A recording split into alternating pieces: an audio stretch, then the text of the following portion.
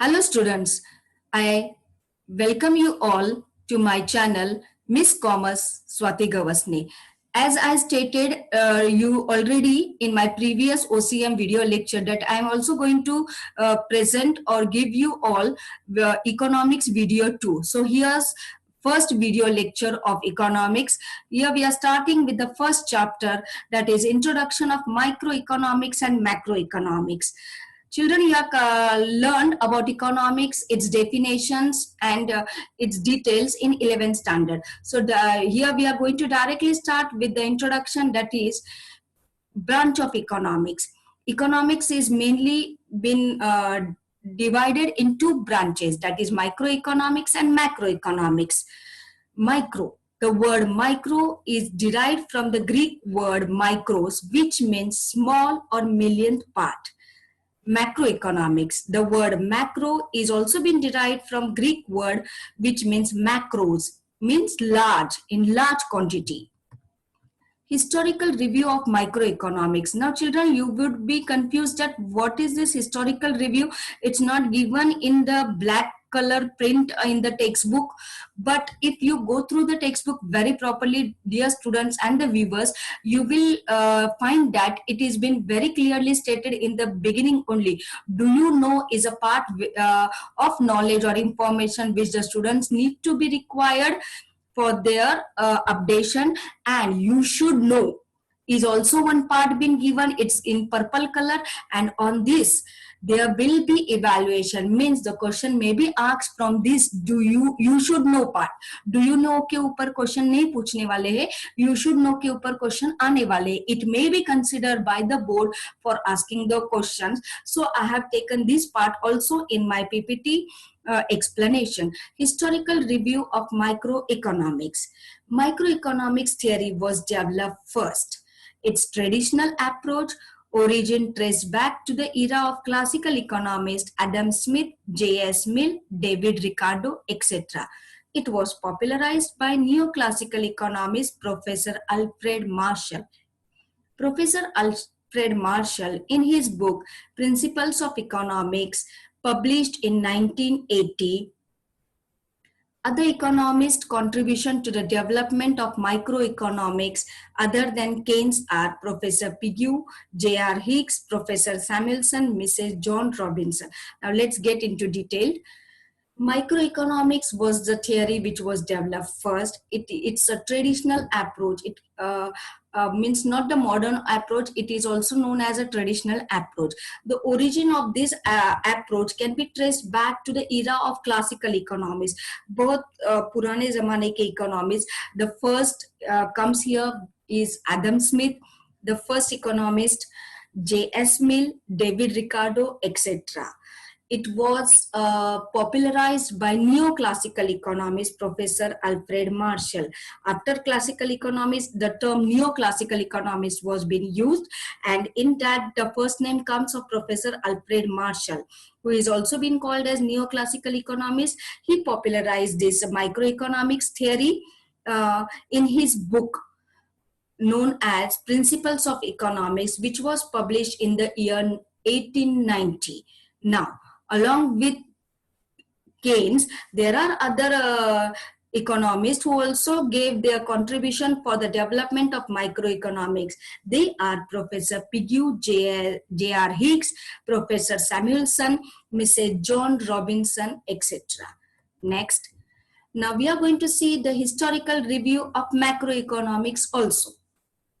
It do exist before evolution of microeconomics. In 16th and 17th century, mercantilists advocated the policy based on macro approach.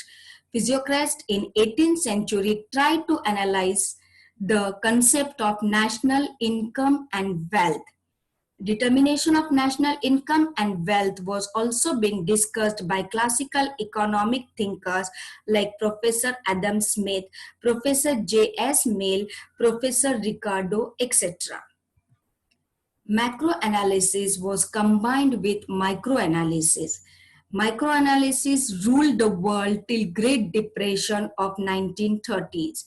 Lord John Maynard Keynes published his famous book General Theory of Employment, Interest and Money after Great Depression in 1936. To analyze macroeconomic problem, Keynes used macroeconomic approach. The credit of development of macroeconomic approach goes to Lord Keynes. Malthus, Wicksell, Walras, Irving Fisher are other economists who also contributed to the development of macroeconomic besides Keynes. Let's get into the detailed explanation of this historical review of macroeconomics. It also existed before the evolution of microeconomics. In the century 16th and 17th, Mercantile advocated this policy of macro approach. Physiocrats in 18th century tried to analyze the concept of national income and wealth. This concept it was first only in the 18th century been developed or tried to advocate or analyze this concept.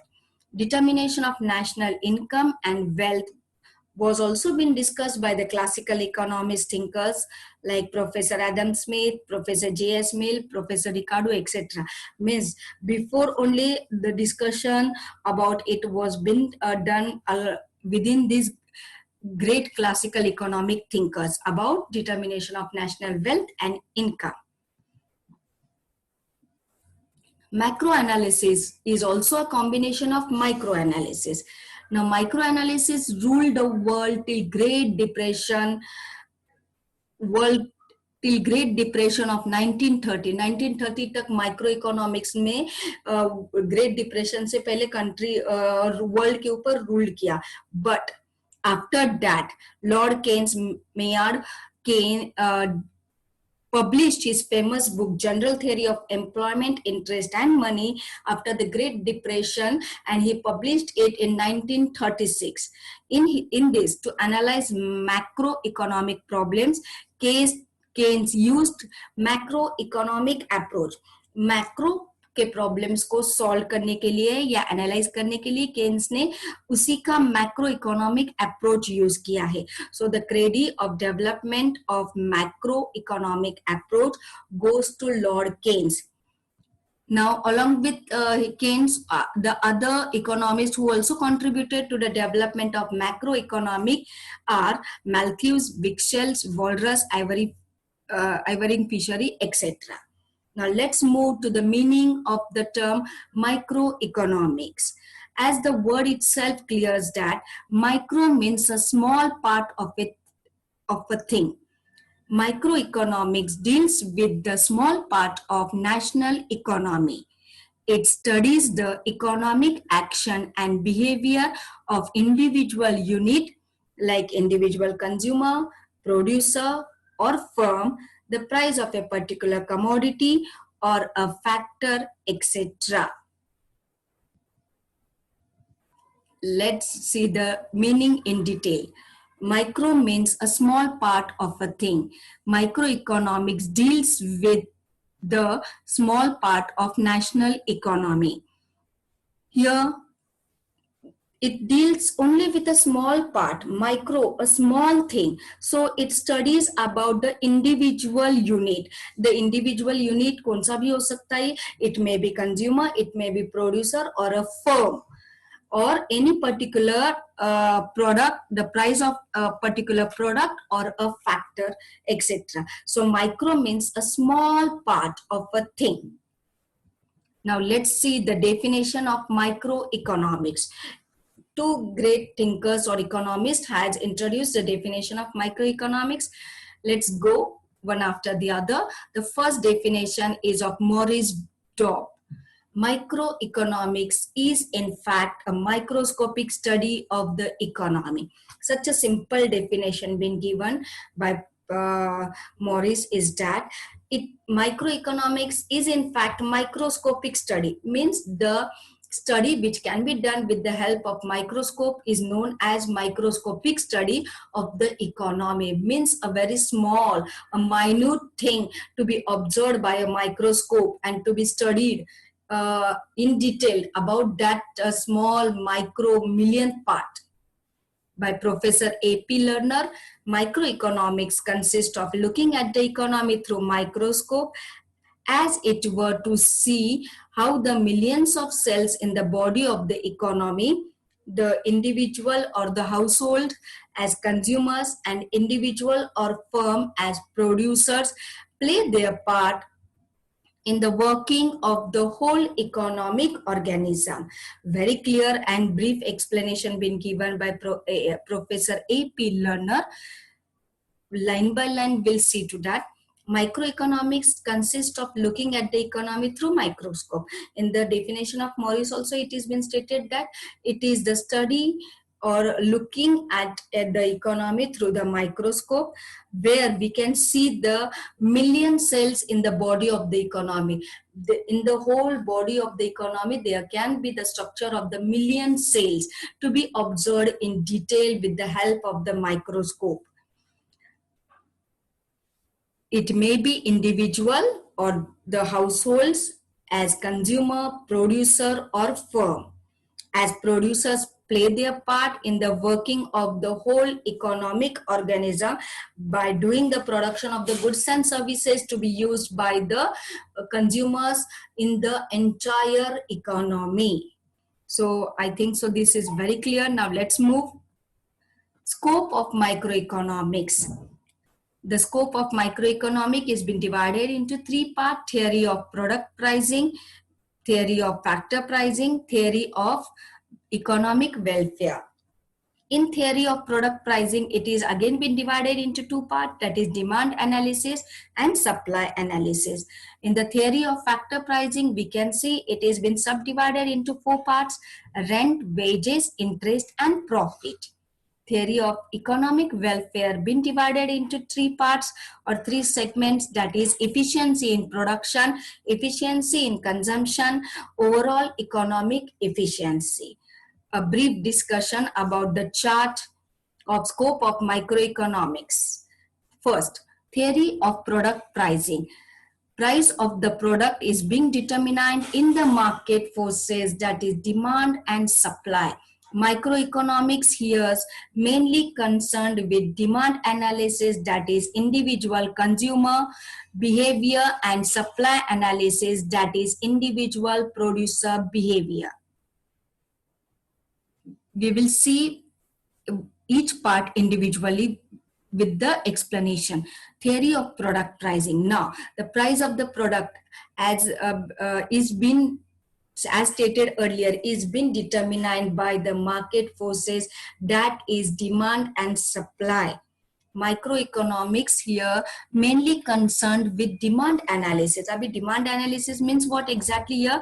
That is individual consumer behavior, and supply analysis, that is individual producer. How will individual consumer behave, or what will be the behavior of the individual consumer, and the reaction of the producer for the supply of that thing. The second part is theory of factor pricing. In microeconomics, land, labor, capital, and entrepreneur are the main factors of production process.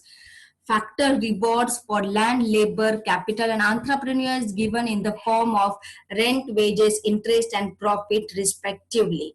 Now in microeconomics, in the factor pricing, we have seen it's been divided into four subsegments, that is land, labor, capital, and entrepreneur. Now, without these four main sectors or segment or the factor, production is highly impossible. So these are the main factors for production process. Without these four factors, there can't be any sort of production. So these factors now to be rewarded, how can be they rewarded? So they can be rewarded in the form of rent, wages, interest, and profit. Now how? Now if our land on which we have started any factory or any business or the organization, the land, if it's not our own land, if we have taken it on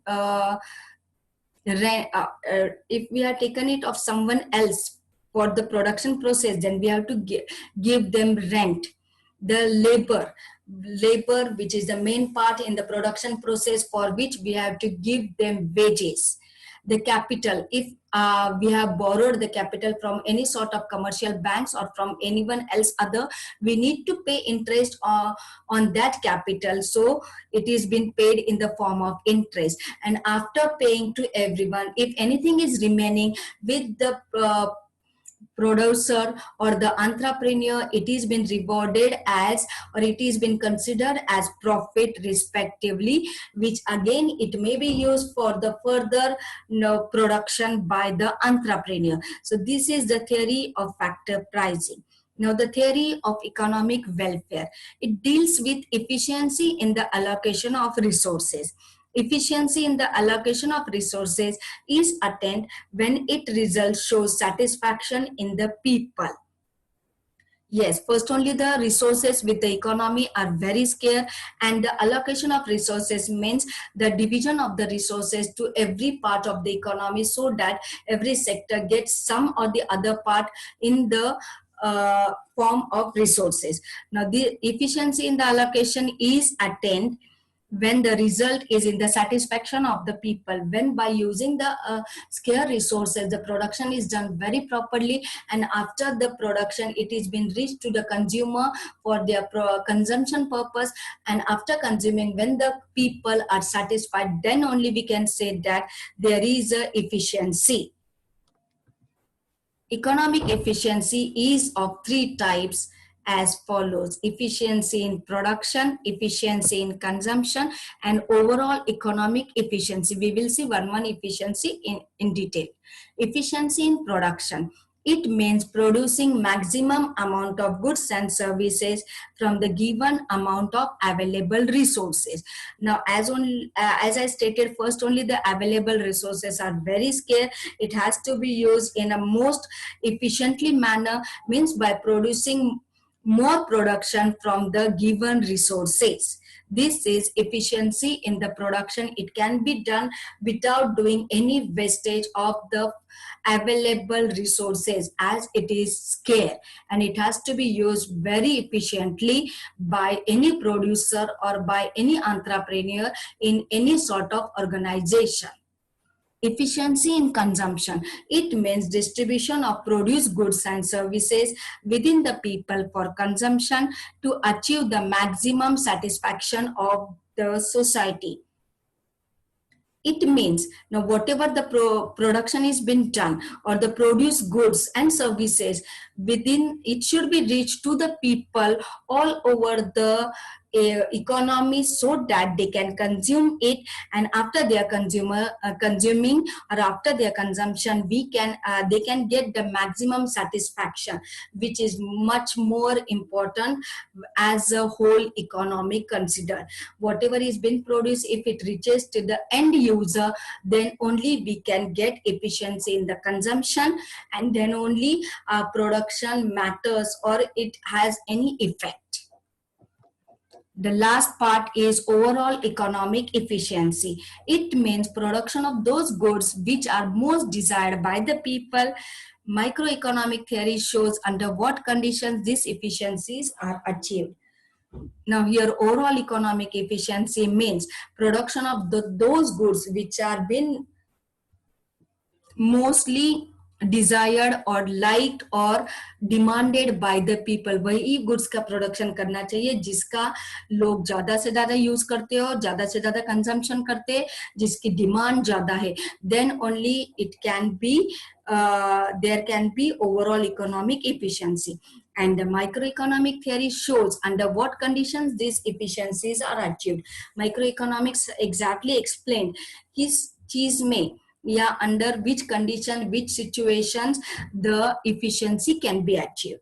This was about the scope of microeconomics. Now, microeconomics mainly confined its focus on price theory and resource allocation. Yes, microeconomics सिर्फ price theory और resource allocation के ऊपर ही focus करता है और उसी के बारे में बोलता है in detail also और give the guidelines also. Aggregates relating to whole economy are not studied in microeconomics.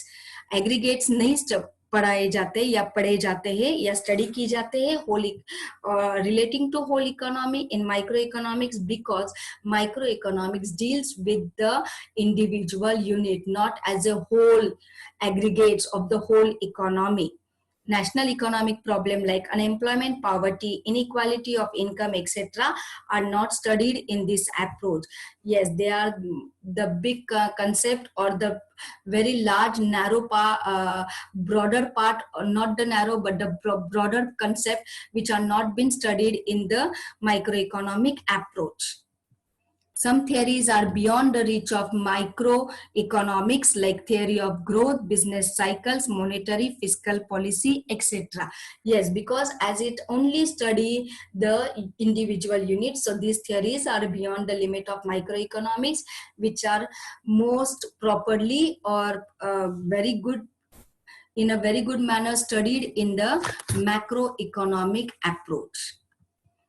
Thank you, students. And if you like my video, please do not forget to subscribe, share, and give likes, like and the comment if you feel to my channel. Thank you. Keep watching for more updation.